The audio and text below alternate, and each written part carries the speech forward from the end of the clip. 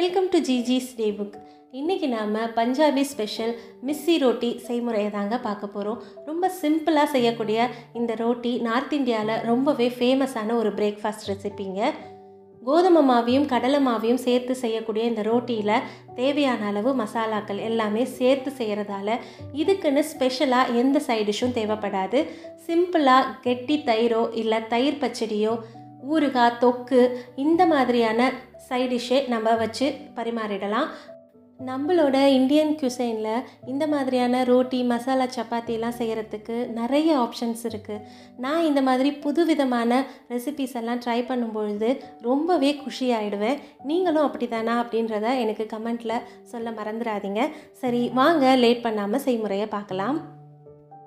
முதல்ல ஒரு பவுலில் தேவையான அளவு கோதுமை மாவு எடுத்துக்கலாம். இங்கே நான் 2 கப் அளவுக்கு கோதுமை மாவை அந்த பவுலில் சேர்த்துக்கிறேன். நான் எடுத்துக்கிட்ட அளவுப்படி செஞ்சோம் அப்படின்னா 4 பேர் தாராளமாக சாப்பிட்லாம். அடுத்ததாக அதே கப்பில் 1 கப் அளவுக்கு கடலை மாவு அதையும் சேர்த்துக்கலாம். கூடவே பொடியாக நறுக்கின வெங்காயம், ஒரு வெங்காயம் மீடியம் சைஸ் வெங்காயத்தை நறுக்கி சேர்த்துக்கலாம். காரத்துக்கு தேவையான அளவு பச்சை மிளகாய், இங்கே நான் 2 பச்சை மிளகாயை பொடியாக நறுக்கி சேர்த்துக்கிறேன். ஒரு பிடி அளவுக்கு மல்லி இலையை பொடியாக நறுக்கி சேர்த்துக்கலாம். அடுத்தது இந்த சப்பாத்திக்கு தேவையான அளவுக்கு உப்பு. கண்டிப்பாக ஓமத்தை சேர்த்துக்கோங்க. ஓமத்தை லைட்டாக க்ரஷ் பண்ணி 1 டீஸ்பூன் அளவுக்கு நான் இங்கே சேர்த்துக்கிறேன்.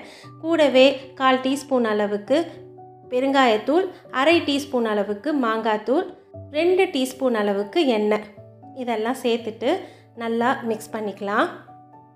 இது கூடவே மஞ்சள் தூள், மிளகாய் தூள், கரம் மசாலா இது கூட சேர்க்கலாங்க. நான் இன்றைக்கி அதெல்லாம் சேர்க்கலை. ஆனால் அதெல்லாம் சேர்த்தாலும் இந்த சப்பாத்தி ரொம்பவே டேஸ்ட்டாக இருக்கும். இந்த மாதிரி நல்லா மிக்ஸ் பண்ணதுக்கப்புறமா கொஞ்சம் கொஞ்சமாக தண்ணி தெளித்து நம்ம சாஃப்டான சப்பாத்தி மாவு பதத்துக்கு கொண்டு வந்துடலாம். புள்ளி சேர்ந்து ஓவியம், உள்ளம் சேர்ந்து காவியம், கோடு கூட ஓவியத்தின் பாகமே, ஊடல் கூட காதல் என்று ஆகுமே, ஒரு வானம் வரைய நீல வண்ணம், நம் காதல் வரைய என்ன வண்ணம், என் வெட்கத்தின் நிறம் தொட்டு விரல் என்னும் கோல் கொண்டு நம் காதல் வரைவோமே வா.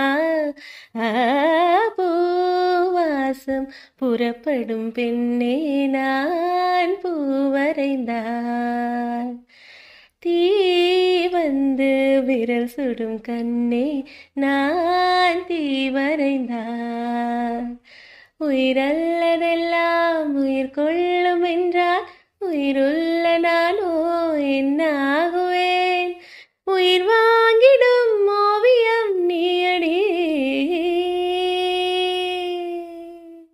சப்பாத்தி மாவு பிசைஞ்சு முடிக்கிறதுக்குள்ளே நம்மளோட ஸ்டைலில் ஒரு பாட்டையும் பாடியாச்சு. இந்த பாட்டு என்னோட எவர் கிரீன் ஃபேவரட்டான பாட்டுங்க. இந்த பாட்டு உங்களில் எத்தனை பேருக்கு பிடிக்குன்றதையும் கமெண்ட் செக்ஷனில் சொல்கிறதுக்கு மறந்துடாதீங்க. இந்த மாதிரி சப்பாத்தி மாவு பிசைஞ்ச கையோட நம்ம 20 நிமிஷம் மாவுக்கு ரெஸ்ட்டு கொடுத்ததுக்கப்புறமா சப்பாத்தியாக திரட்டி நம்ம சுட்டெடுக்கலாம். தவா நல்லா சூடானதுக்கப்புறமா நம்ம சப்பாத்தியை சேர்த்துட்டு இதை நெய்யில் சுட்டெடுங்க. அப்போ தான் ரொம்ப டேஸ்ட்டாக இருக்கும். ஒரு பக்கம் நெய்யை தடவிட்டு அடுத்த பக்கம் நம்ம நிதானமாக சுட்டெடுக்கலாம். இந்த மாதிரி நெய் தடவி சுட்டு எடுக்கிறதால டேஸ்ட்டும் நல்லாயிருக்கும். அதே சமயத்தில் நம்ம ரோட்டி நல்லா சாஃப்டாக இருக்கும். இதை சூடாக தயிர் பச்சடி இல்லை கிரேவியோட நீங்கள் பரிமாறிடுங்க. கண்டிப்பாக இந்த ரெசிபி உங்களுக்கு பிடிக்கும்னு நான் நம்புகிறேன். நீங்கள் ட்ரை பண்ணி பார்த்துட்டு உங்களோட ஃபீட்பேக்கை எனக்கு தெரியப்படுத்துங்க. இந்த ரெசிபி உங்களுக்கு பிடிச்சிருந்தா லைக் பண்ணி உங்களோட ஃப்ரெண்ட்ஸ் அண்ட் ரிலேட்டிவ்ஸ்க்கு ஷேர் பண்ண மறந்துடாதீங்க. இன்னும் ஒரு இன்ட்ரெஸ்டிங்கான ரெசிபியோடு உங்களை நான் சந்திக்கிறேன். தேங்க்யூ.